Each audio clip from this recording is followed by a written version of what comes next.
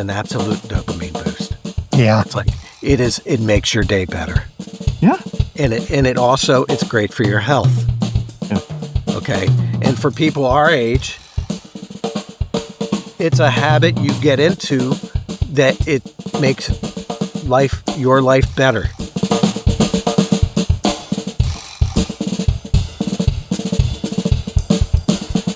Welcome to the Musical Innertube. I'm Don Rooney. I'm John Timpane. On this podcast, we talk to interesting people about their interesting lives, jobs, hobbies, and passions. Difference makers who really make a difference. Today we're talking with Rod Goelz, a performing musician as well as a teaching musician. Rod teaches private lessons on guitar, bass, drums, percussion, ukulele, even mandolin. And he's the creator and leader of the Rock Band program and the creator of the Boom Pop method. The Boom Pop is a groove-based improvisational method, and he teaches this approach to his students of all ages from 3 to 93. And if all that isn't enough, Rod is founder and creator of Music and Wellness. That's a music program addressing improvement of life through music, creativity, sound, singing, rhythm, movement, and energy. That's a lot of stuff, Rod. Welcome to the Musical Innertube. Thank you. And thank you for getting my name right. It is so seldom that ever happens. I will admit that I asked Rod before we went on the air, hey, how do you pronounce your last name? Because names with L's and Z's in them, don't always. It is no T. Yeah. Sorry, Dr. Diener. Yeah, there you go. York College. Yeah. 1984. Yeah. 94, I should say. Rod was saying that one of his teachers came up to him when he was in college and said, "You've been pronouncing your name wrong." Yeah. Sorry about that. Isn't it great when someone tells you that? You've grown up with this last name. It's 26. I've been doing this for 26 years. I'm not going to change now. Yeah, exactly. I have a name that nobody has ever seen and no one ever knows how to pronounce. I think Rooney is okay, though, right? You normally. Yeah. People don't have a lot of trouble with Rooney. Now, how do you pronounce your name, John? Timpane. That's not what I would have guessed. Exactly. I mean, people say timpani because it looks like that. Yeah. And there is an Italian last name, unrelated, strangely, to my Irish last name. So yeah, heck, I'm kind of proud of its obscurity. That's all right. Yes, mine too. Well, there's only 2 Goelzes in York County, Wow. like 2 Goelz families, and for the longest time it was only one. And then one guy came into town, and we used to get all his his mail notices and all that kind of stuff. It's a wrong family. So anyway. Yeah, wouldn't you know that the other Goelz that moves in is a lowlife and has, Exactly. He notices. is now an upstanding citizen. So Oh, good. That's good. He's changed his ways.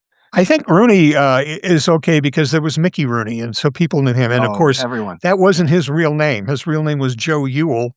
And so anyway. Doesn't really roll off the tongue, does it? Yeah, that doesn't, he had Rooney was actually the hip stage name that he pulled. So I'm feeling kind of better about that. There you go. Rod, let's talk to you about your career. At what point did you go from just being a sideman that played in bands or helped create bands to a teacher? Was there one or a series of moves there that moved you in that direction? 1989, I left Berklee College of Music. Huh. And I was thinking, here's what I want to do. I want to get a job that I don't hate and that applies what I've learned at Berklee, and you don't want to dread work. Mm-hmm. But I also had my eyes set on being a rock star. So this is going to be the job that is going to it's going to pay my bills until I become a rock star. Just waiting it out. Yeah. It's it'll come. Yes. It'll come. No, but honestly, as is true with a lot of things in life, I couldn't have planned this because I love teaching more than I would have loved to put up with the shenanigans of being a road musician. Hmm. Okay. Yeah.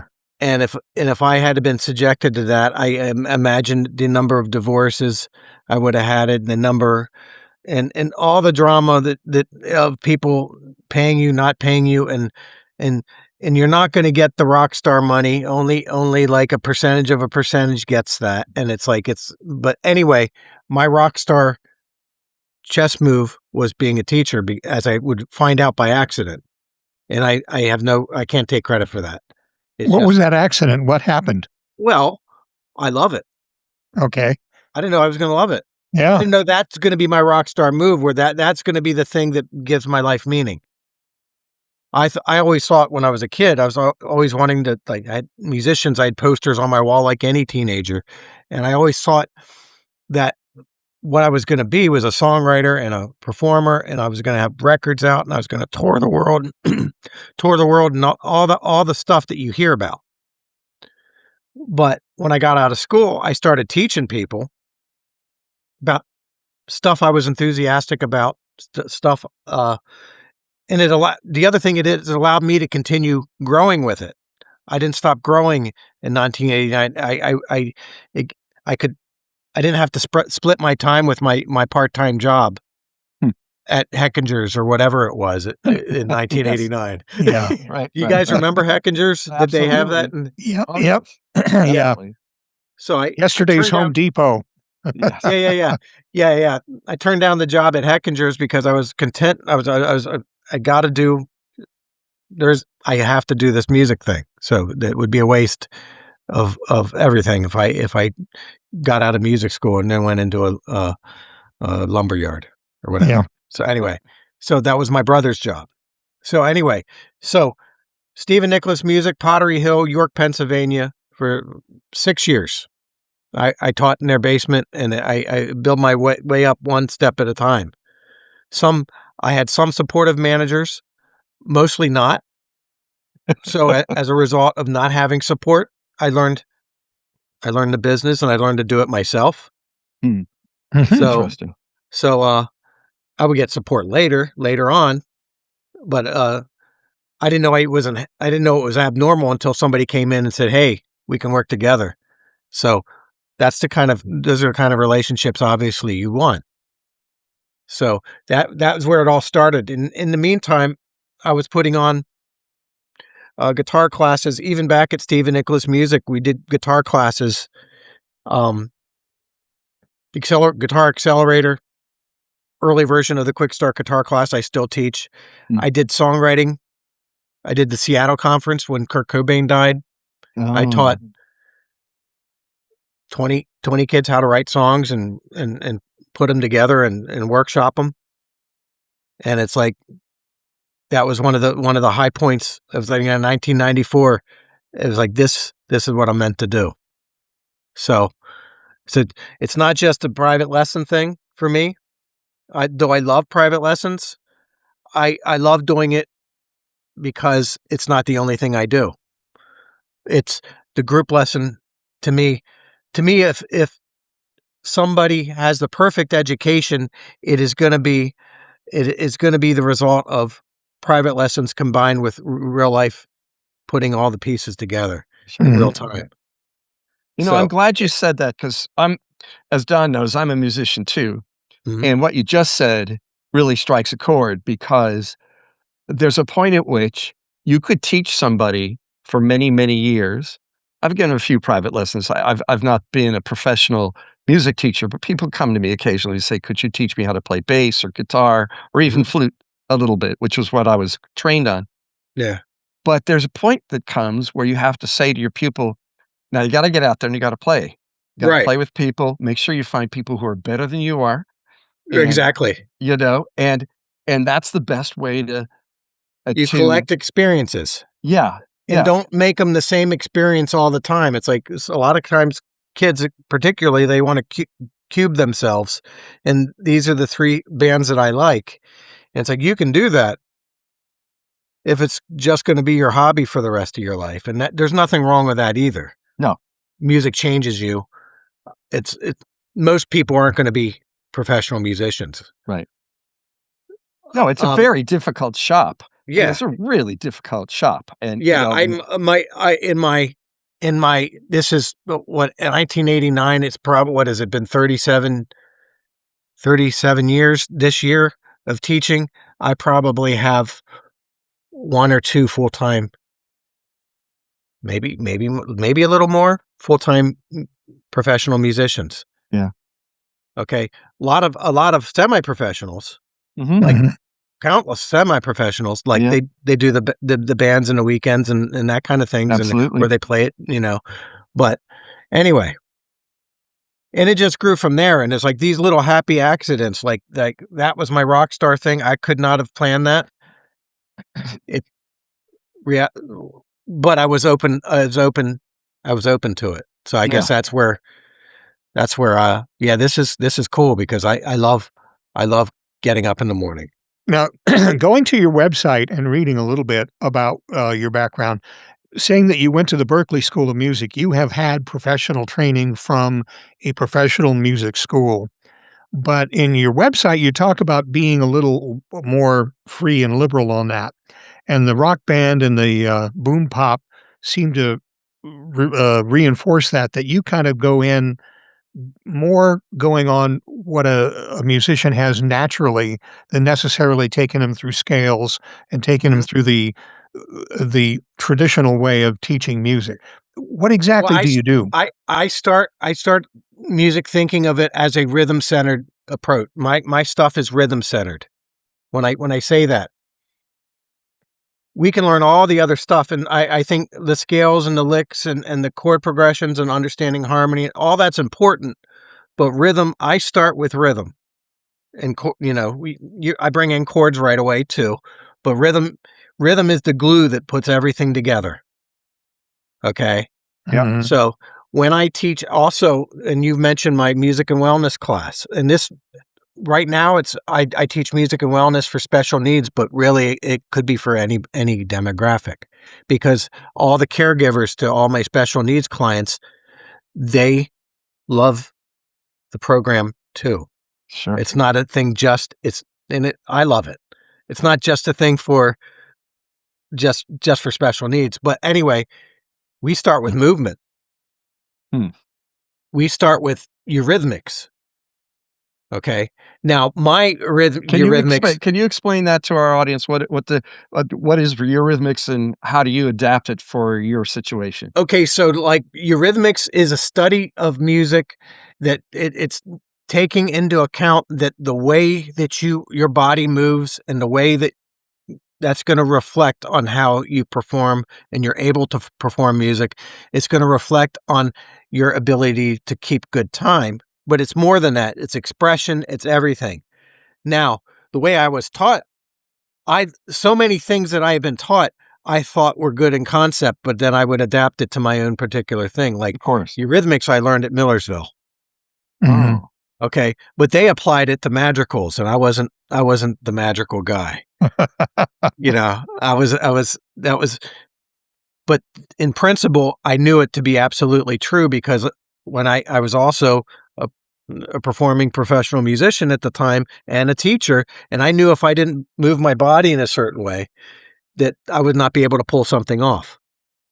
Now that's so interesting that you Yeah, immediately saw that, okay, I don't want to sing four-part madrigals. madrigals, but I I can could, see that this applies. yes. I'm grokking this. I'm totally getting it Now as a the other musician. thing is I didn't know there was a name for it. The fact that they said we have a name for this thing that I knew, and it's like, and it helped me be able to conceptualize it. Well, when we do this in the music and wellness classes, and I would love to do it in the rock band classes too. Um, uh, really, it's just around thumping. Like in the music and wellness, it's funk. Mhm. Okay, so we have funk choreography and we moves and Sure. we move to the music, and it is but it could be any kind of music that gets you moving. And also it's great, eurythmics is great, a great background for would be if I was coaching a lead singer in front Yeah. person. How do you become an authority on stage? Okay, Yeah. Yes. if you look like a scared a kid and then staring at your shoes and you have your hands in your pockets, you're not going to get there. Yeah. Eurythmics helps with all that too. So Yeah. Yes. eurythmics, the body movement starts and then rhythm center things. My students practice with drum machines more so than metronomes. because drum machines are things they're actually going to come in contact with, and they're also inspiring. My lessons, if you hear like me with the madrigals, if I had no prior experience, I would have discounted all that rhythmic stuff as hubbub. Right. But if I can give them a kind of music and a sound that they're used to hearing, and then put a musical concept to that we can practice, they know where we're going. And I might add, funk is healthy. It's absolutely healthy. Yeah, it's really healthy. It gets you up, it gets you shaking your body, and there is nothing wrong with that. I mean, it's good. It gets you breathing, it gets you aware of yourself. It's absolutely, in other words, I don't know I've never taken a Zumba class, but it's like our stuff. Oh. When we get into it, it is like I have my own set of dance moves. We have our own, it is like, and it is the weirdest thing because my wife is a studied dancer. Oh no. I am the person in the family that teaches dance, which is the most bizarre thing. But it makes the music and it's like, here's the thing with the music and wellness community though. It's not necessarily as much about musical expression and good time, though I would love for them to have good time because we can do more stuff if we can get their time together. It's an absolutely dopamine boost. Mm-hmm. It's an absolute dopamine boost. Yeah. It's like it makes your day better. Yeah. And it's great for your health. Yeah. Okay. And for people our age, it's a habit you get into that it makes your life better. Oh, I'm life just better. so happy to hear this. It's hard to explain to folks how that's right. That because we got to think about in other words, how do you want to die? I want to die. I don't want to die crippled up and not moving and all that. Eurythmics, movement in general, I'm a huge fan of. It's great for music education. It is one of the things. Thank you, Millersville University. That's what they taught me. that and the origins of the perfect fifth interval. That's right. That's right. Hey, props to Millersville. Props to Millersville. Right. So the doctor definitely did it. The idea of music and wellness is, you said it's for special needs people and for the elderly. Well, it's for all people. It could be for all people, and an argument can be made also. My rock band program is a music and wellness class. Oh, for a different demographic. Yeah. Okay. For a younger person. Do they know this? Do they know this though? Or are you? No, of course not. Of course not. As long as you don't tell them that, it's going to work. Yeah, that's what I'm saying. Of course not. It's the sales of it, and it's like it is good for them. Like I would say, spiritually, like it gets you in a positive place, and it gets you creative, and you understand the creativity, and you understand movement, and understanding and overcoming your things about being shy and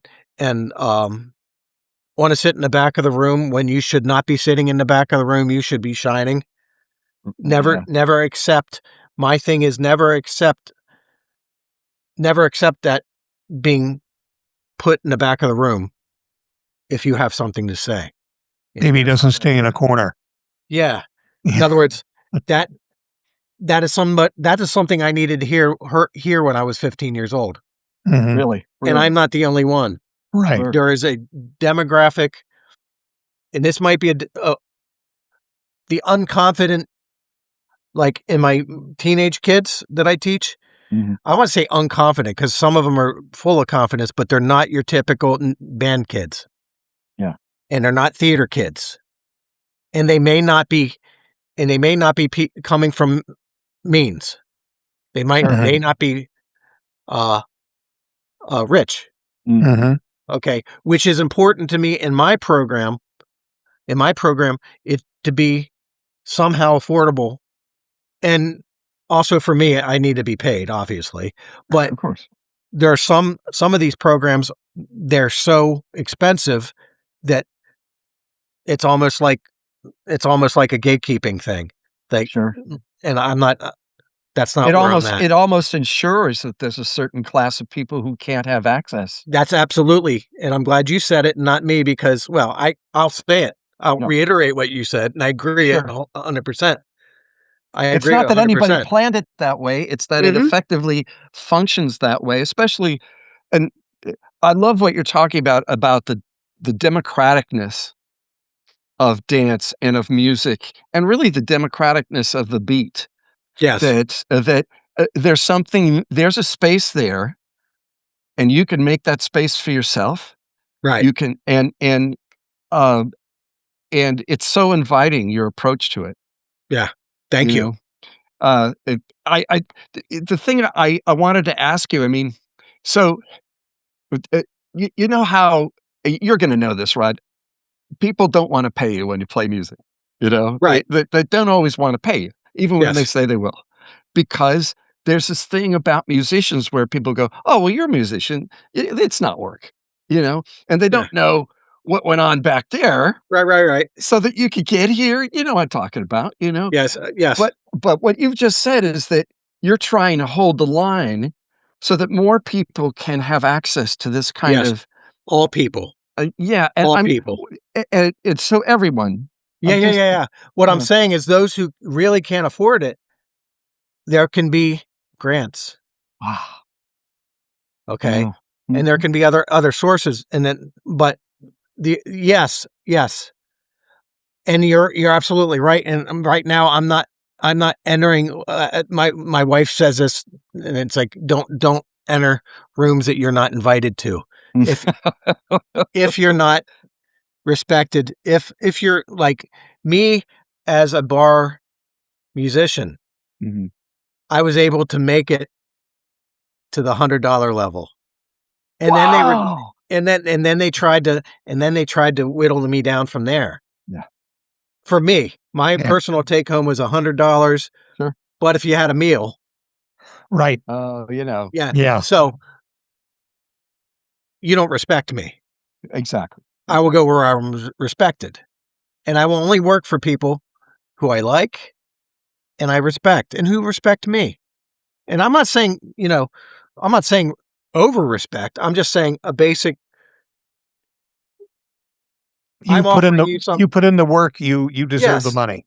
yes, Right.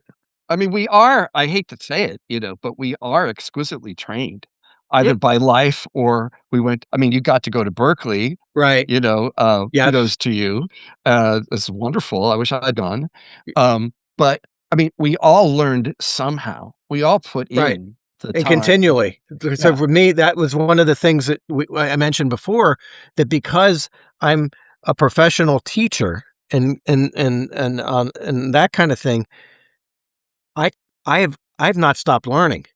Oh, no, you don't. You can't. Yeah. Yeah, You well, I'm don't. not It even. doesn't. Yeah, in other words, this morning I'm doing stuff, and every morning there's a consistency to my work day, and I say my work day, but and and the family doesn't always understand it either, because it's like, well, you're having fun. Well, yeah, but that's okay. So I don't hate my work, but it is Right. work. And I I think love that my work, as a matter that of goes fact. back to the bar thing. You were having fun up there on stage. Yeah, so We're we don't have paying to you pay and you. we're paying you to do what you would do for free, Yes, or that's what they'll yes, say. yeah. You know what? No, we're not having that. No. I think and I wanna make sure everybody understands that one of the reasons that if somebody doesn't pay when they said they would, or chops you down somehow once you're there, one of the reasons you don't go back is to protect yourself and other musicians, Right. is to respect the music, actually, is to Yes. say, "Look, I may only be a bar player, but my job is to get your folks to have a good time." And Right. I might be looking like I'm having a good time. Most of the time I was. I'm not it's no secret. Right. It's fun to play music, yes. But a lot of the time it's also that that's your job to get others to I'm setting aside the amount of hubbub a musician has to go through to get to that $100 gig is unbelievable. yeah. Yeah. Sorry, we're And on too much of the same wavelength, but to go back to your students for a minute, I'd Yeah. love you to talk about. But here's a Yeah. I'm going to bring this around. Please. For my students in my rock band program, I want them to have the gigs. I'm steering them away from those gigs. Right. Okay. Those kinds of gigs that you have to bring your own PA to, don't take. Because the people who want you to bring your own PA, they're not going to pay you. Yeah. And they're not going to appreciate you. They're not going to respect you. Okay. And there are plenty of opportunities to play in places that have PA. You want to play for events. You want to play where there's people. And being that you're still a minor, preferably not drunk. Yeah. You know what I mean? So putting you in places like if I'm going to, I get my students to play, get them to do the events, get them to do those kinds of things. And they're plentiful if your eyes are open to it. Sure they are. Yes. Yeah. And it's like, don't settle for that, but also put yourself in a position where you can book those. And that's where the program is. Okay. We got to be serious about, we got to be serious about getting better. Yeah. This is something we take pride in. Yes. Like in a band, a band is, and I always a band is like a good gang. Whenever I say gang, is like, it's not always a bad thing. But it's something that we can mutually take pride in. And this is that diamond that we're shining, and we want to get as good as we can at something. So we are deserving of that Jubilee Day in Mechanicsburg. Yes. Right. The big gathering of people where you can play, and those people are there to hear you play, right? As opposed to just passing by or eating dinner while somebody plays in the background. Yeah. I wouldn't wish my students to be background music. I don't want them to be background music. Okay. Definitely. That is not my goal for them. They may have that goal. They might not matter. They're just like happy to play whatever that might, and I'm not going to change that. Nothing wrong with that. My goal for them, yes, exactly. My goal for them is not to necessarily be background. If people have their backs to you, then you're doing something wrong. Let's talk about the rock band people that you put together last year, late in the year, September, October.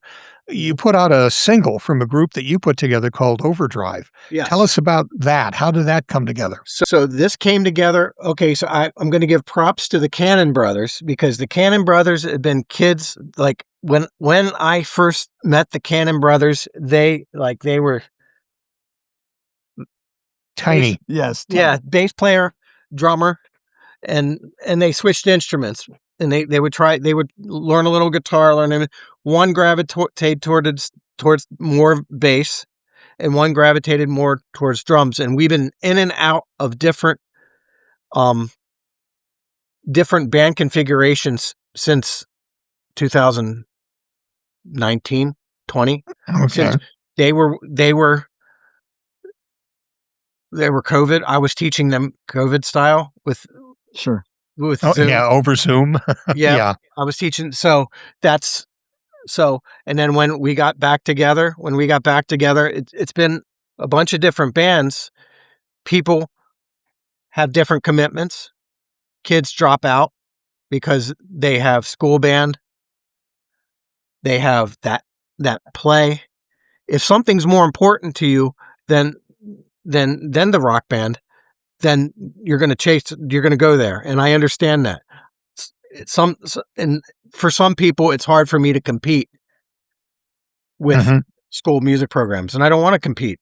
They do their thing. But what I'm saying, the people that I want to, like the Cannons, this is the right thing. This was the right thing for them. Okay. In other words, they're my demographic. When I say that, there's no place I'd rather be than doing this and carving our own sound. And that's what we did. We would put together different configurations of things. And then finally we get a singer, Addie Grace, God bless her, wonderful talent, wonderful energy. And fearless songwriter, and it's like she brought so much to the table as far as that goes. And we songwriting is a part of our program. And one of the project songs that we wrote in rock band class, Addie, like a couple years later, Addie comes along and said, let's take this thing we created, and she put lyrics to it. Mm-hmm. So Yes. my rock band program in Mechanicsburg is attached to a recording studio, Logan Summey Rock Mill. Logan Summey's an engineer, a studio owner. He's a business owner, Mechanicsburg. Okay. He helped me produce. He's the engineer. He's a lot of things. He's a lot of good stuff. So, but he's the one that helped make it sound like it's supposed to sound. Because he also knows a lot of he listens to the radio and it's like, okay, it's a rock band, but let's make it sound like something that could make the radio. So there was a song we wrote. Addie wrote the words. I had a sketch of a melody, but then she took it. Mm-hmm. So it's a co-write. And it's like, I love those. I love those. Yeah. So we had a song, we put it out, and then that was the experience.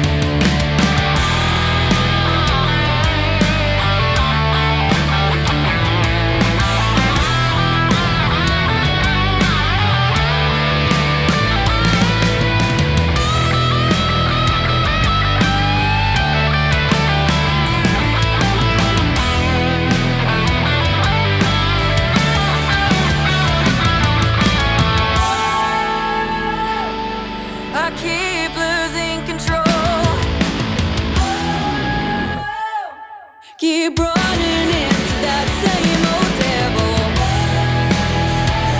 Capture my bruises with the words you once said to me. Try to sew me up, but it already bled through me. I keep losing control. You keep running into that same old devil.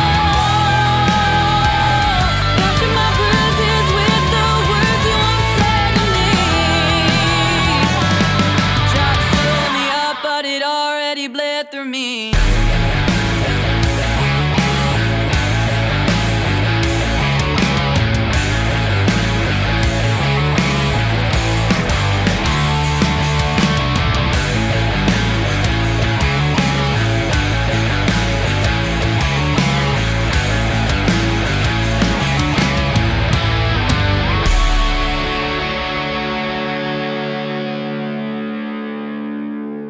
Yes.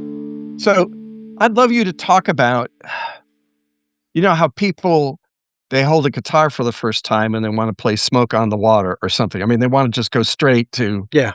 there's a certain, and I understand it, the excitement of holding an instrument for the first time. Yeah. Basically, folks are impatient. Right. And I'm wondering how you slow them down. How do you teach them? I start with some sounds that sounds that are in that ballpark. Yes. I'm not going to teach you Smoke on the Water lesson 1, but what I will teach you is power chords.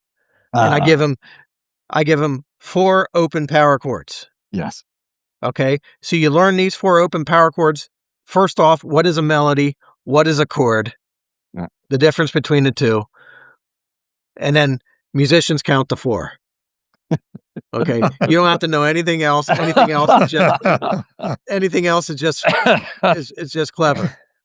So open power chords, and then you make that your job for this next week is to make those power chords sound confident and solid. Mm. And it is rock. And then you take those 4 open power chords and then you have Louie Louie. Yeah. And then you take those open power chords and it's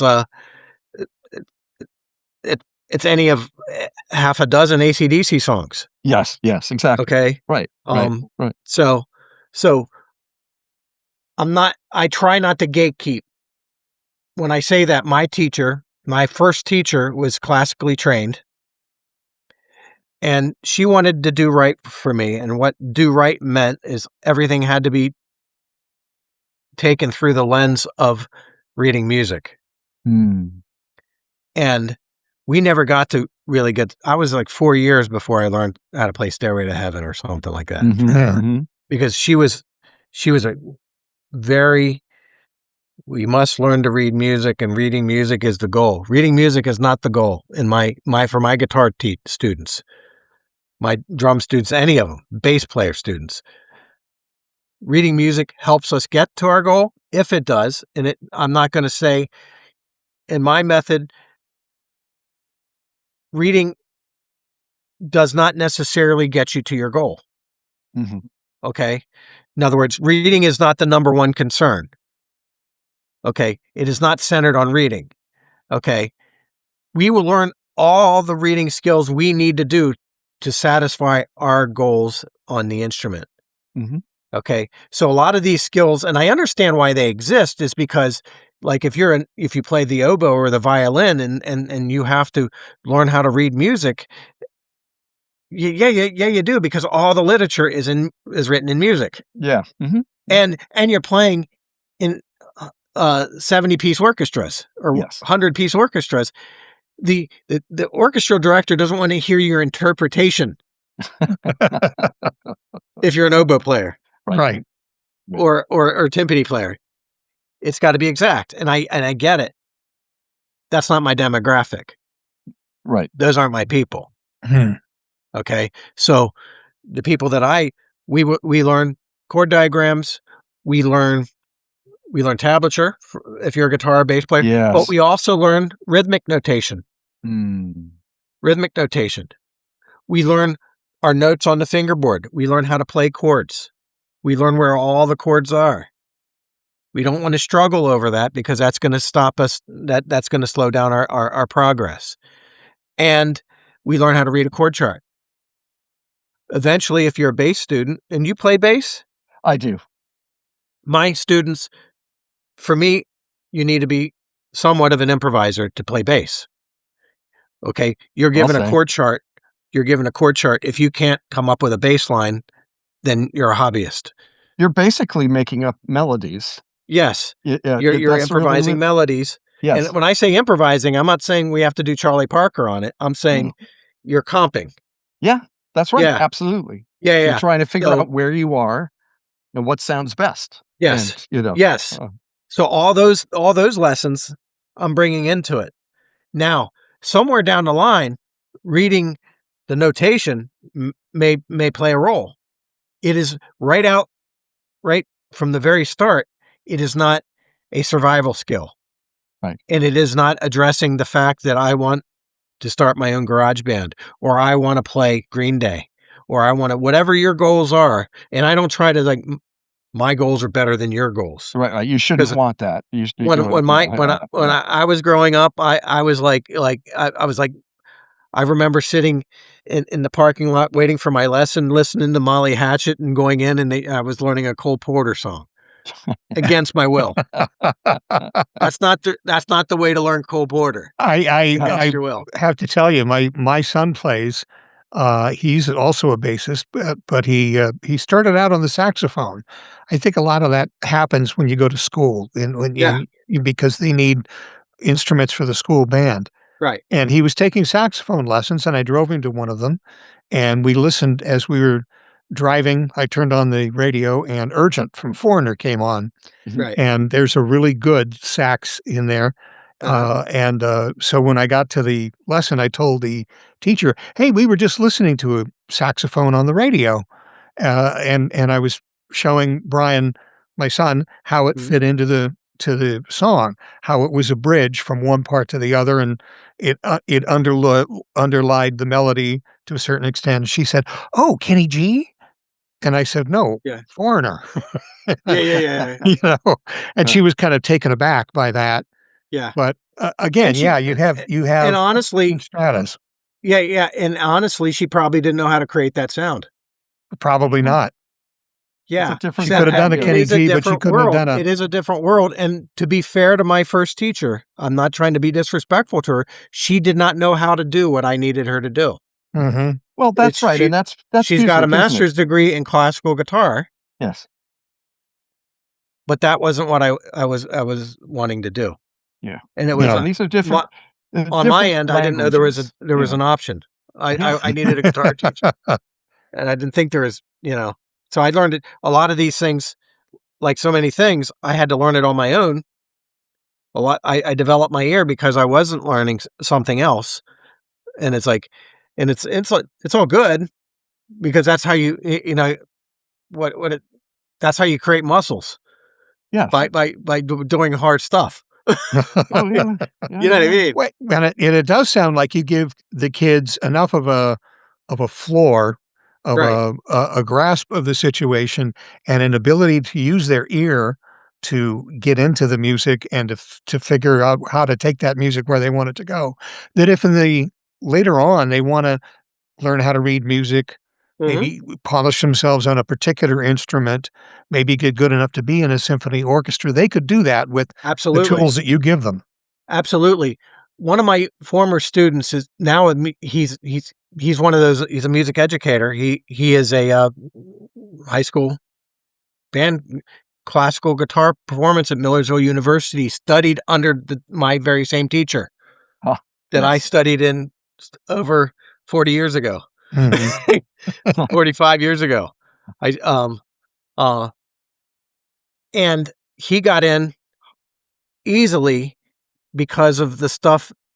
One of the things I stress, if you want to learn how to play something, it's classical guitar. I studied classical guitar. I know some things about it. I'm not as well versed as she is because she spent her life on it. But one of the things I know is if you listen and you hear somebody who has played the song that you're wanting to play, the nuances of listening to the real track and what is this supposed to sound like, that is important. In the classical education I grew up with, and I'm not saying this is across the board, and I have nothing but respect for like guys like Suzuki and his method, but you have to hear the music.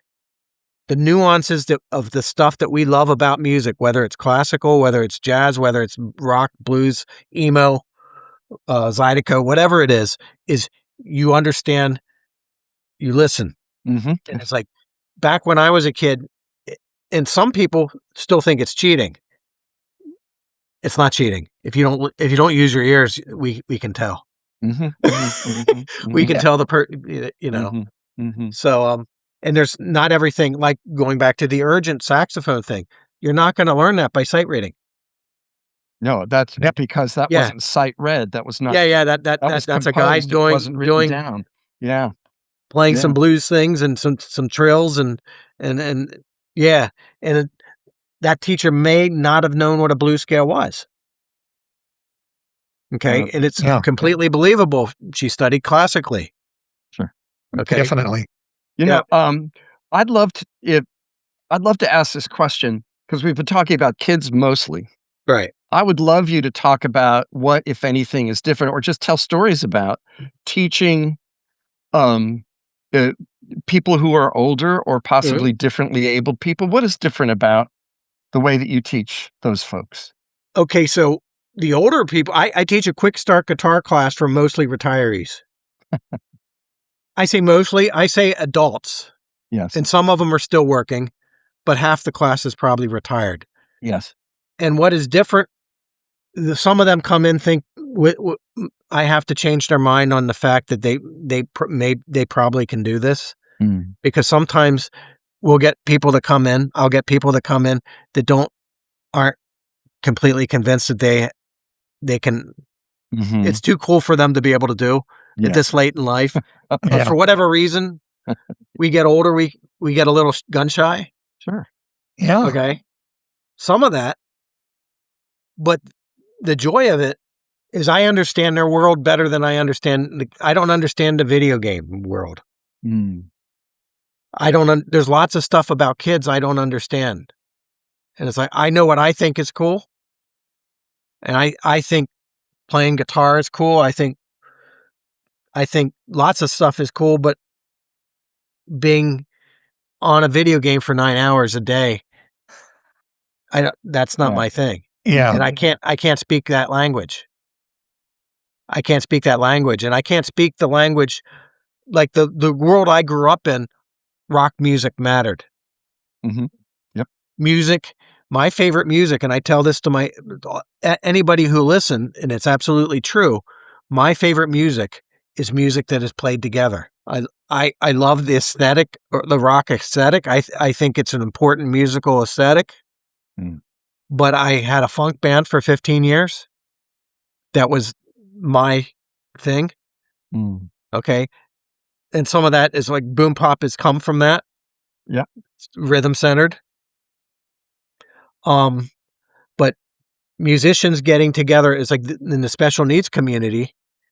They're some of my favorite sounds. I have some of my favorite things that I did in 2025 was a Christmas party in Baltimore, Maryland.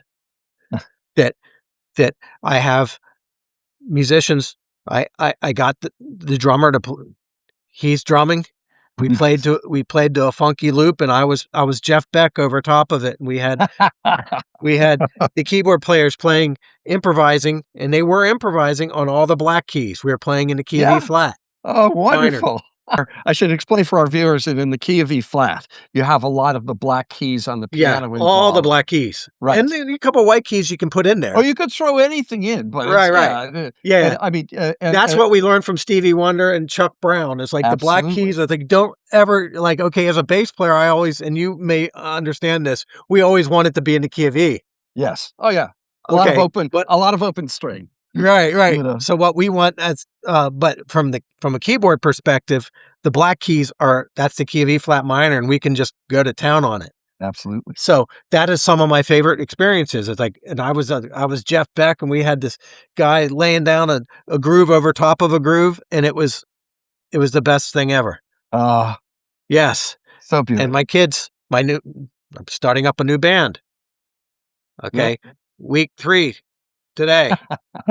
All right. And we're already creating cool sounds. Like I'm like, we need a new bass player. I'm loving this. But I'm a little old for you guys, and it's like there's gonna come a point where I'm not as cool looking to go on stage with you, and I was like, or maybe I could be like Art Blakey or Maynard Ferguson, and I can be the elder statesman of the band. And now, I've been there when I've been so old that the rest of the band has asked me to wear a hat. Just to be cool, right? Just to be a little bit cool and hide what's going on up top here. So. Yeah. I got a purple beard because I'm not ready for white yet. And by the way, it is so cool. That purple beard rocks. But yes, so well, those of us with white beards where I'm the not ready. As proudly I said, anyway. I am not ready. I'm not ready to go there. And no offense, Don, you can sell it. Yes. I went there when it started happening. I said, "There's no dye for me. It's just I'm going straight white, and that's Right. There's no gray. Yes. Don, Yeah. it's looking good. That's what I did with the Yeah. hair. It's like, you're not trying to save this. Let's conquer the dragon. All right. So, and thank you guys. Seriously. Well, thank you. So Thank good. you. This is wonderful. We'll have you back on. It's Yeah, I was going to it's- say, let's do a part 2. Yeah, we really should because as you know better than we do, Rod, music doesn't really have an end. It's always Right. changing. It's and learning it doesn't stop. Mhm. And you've really shown us how the teaching and learning of music can really make your lives better. Yeah. Well, I appreciate it. I'm glad somebody gets it. Thanks, Rod, and we will have you back. Alrighty. Thanks so much. Bye. Eyes are the windows to someone's soul. So look me in my eyes, tell me I'm alone. Sick with the guilt of my actions, and also I could get some satisfaction.